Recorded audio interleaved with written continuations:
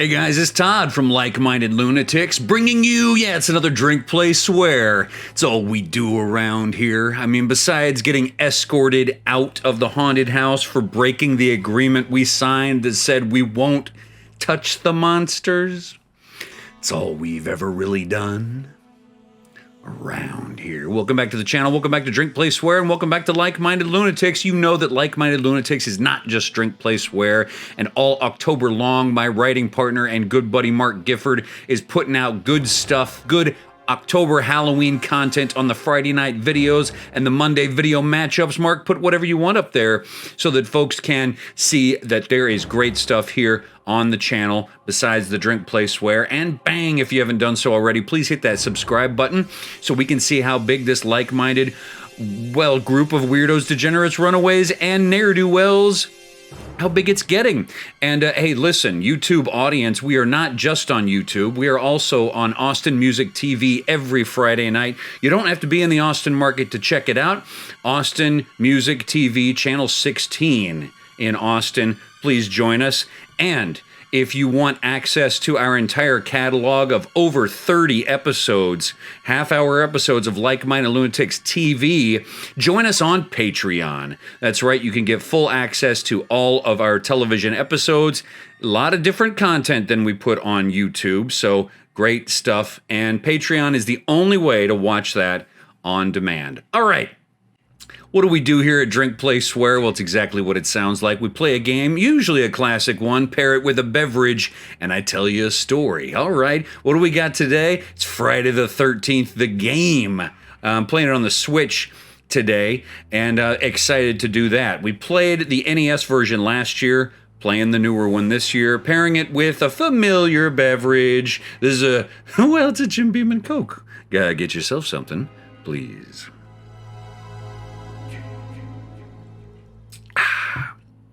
And yeah, we're going to tell stories today as well while we check out this game. Now, Friday the 13th, the game, on the Switch here, is an online multiplayer, but I'm not going to play it that way because people are notorious for giving up if they don't like how things are working out, and I want to give you a good experience here.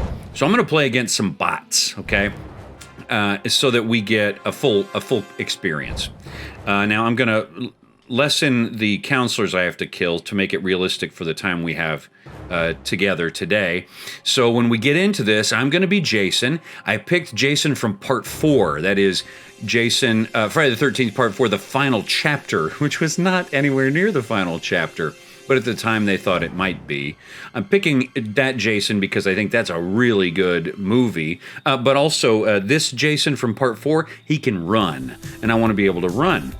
If you pick like Jason Part 8, he's basically a zombie, right? He can hardly walk. Check this out.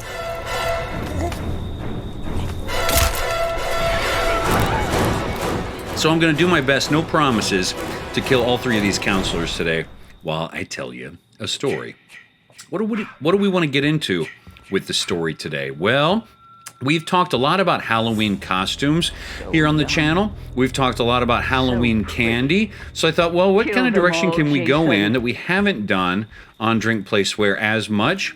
Let's talk about haunted houses, because haunted houses are just some of the most fun you can have in preparation for Halloween.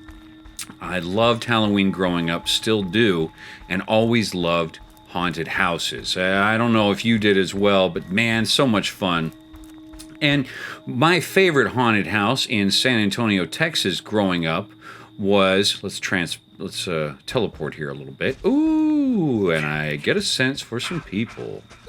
Here he is. Oh, hello, eager teen. Let's see if I can smoke this guy real quick for you.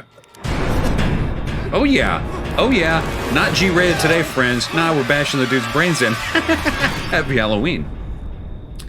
I loved going to my local haunted house growing up, Nightmare on Grayson. A play on Nightmare on Elm Street, of course, but a lot of fun. Looking back on it, I've heard so many people, Nightmare on Grayson doesn't exist anymore, but looking back on it, I've heard many friends talk about how it wasn't all that great, which is so funny. Like my lunatic Mark Gifford, told me he remembers going, you know, as a in his 20s, and it wasn't that great. Of course, Mark like worked in haunted houses, and so he knows kind of the behind the scenes of what a good one is. But I've heard many people tell me that Nightmare on Grayson was not their favorite. Ooh, I'd love to scare this dude. That's what's so great about being Jason in this game, is not just the butchering, but freaking these kids out, right? He's probably going to jump out one of the windows. I think that's what he's doing right now. Let me get around the other side. But it didn't matter to me that a lot of people thought, yeah, Nightmare on Grayson Street was only okay. Oh, I might have to break the door down. Let's see if I can do that. Because, oh, he is running out. You see him? I have my, like, night vision on. Here he comes. Come on over, eager teen. You see that? I started with a fake laugh and then rolled into a real laugh. Let's see if I can smoke this dude real quick. Oh, he's all frantic. He's freaking out. Oh, he's one of the strong guys. See how strong he is? But he's not. Oh, I accidentally butchered him without a super kill. That's all right.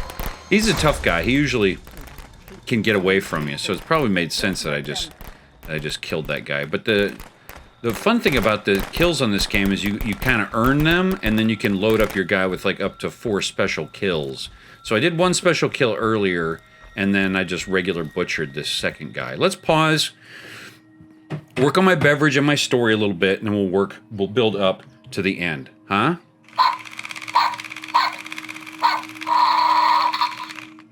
I promised my daughter I would show you that.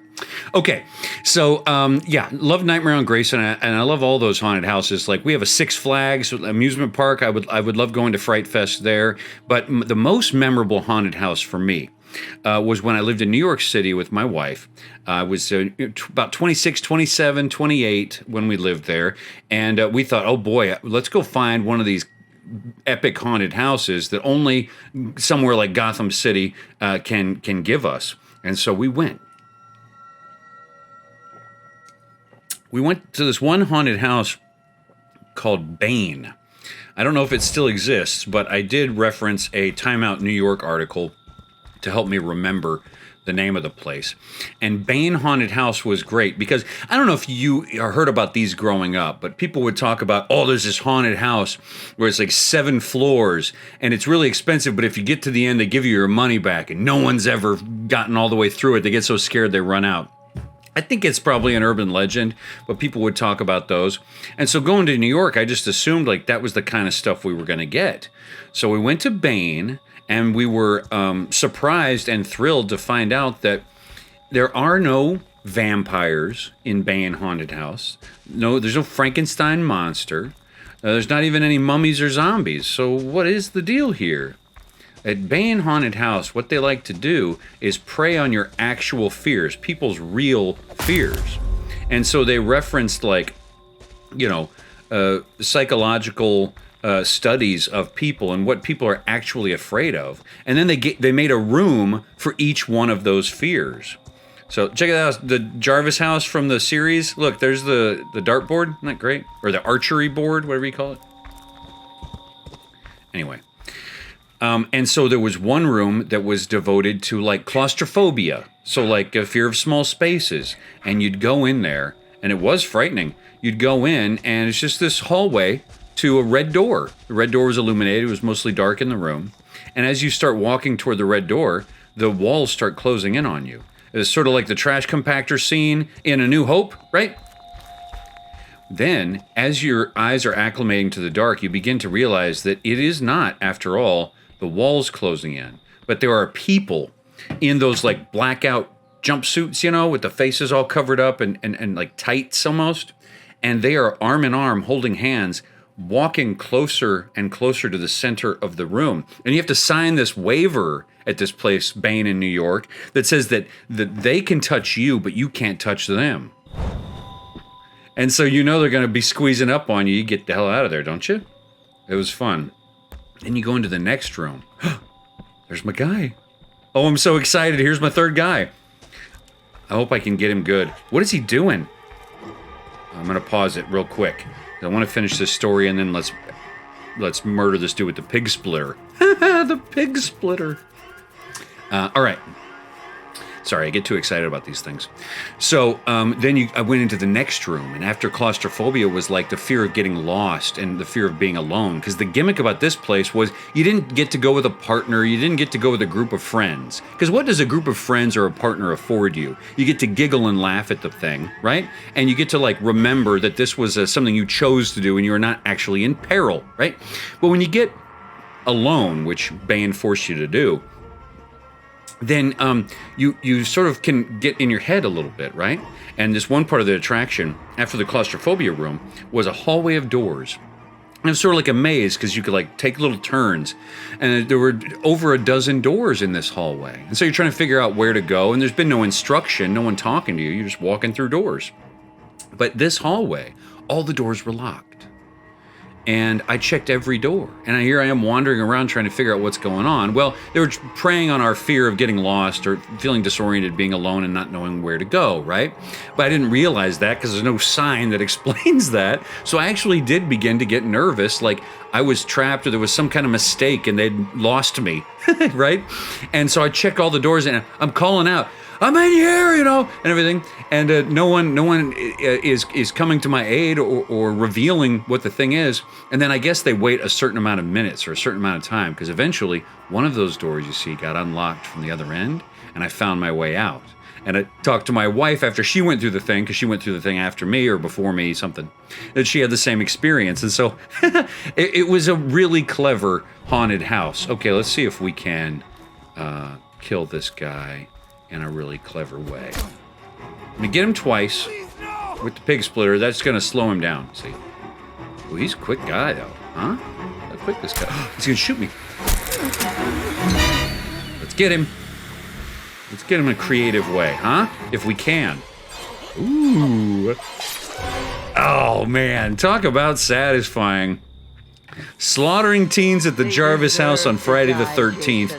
I did kill 3 out of 3, and I'm awfully proud of myself. Hey, thanks for joining us for some talk about haunted houses. And if you love Halloween like I do, why don't you get yourself to a haunted house? Look, Jason's mom's going to be talking to him here. Why don't you get yourself to a haunted house and have yourself a good time this year? In between now and the next time I talk to you, I am Todd, lover of all things Halloween. Happy October, friends. Hope you're well.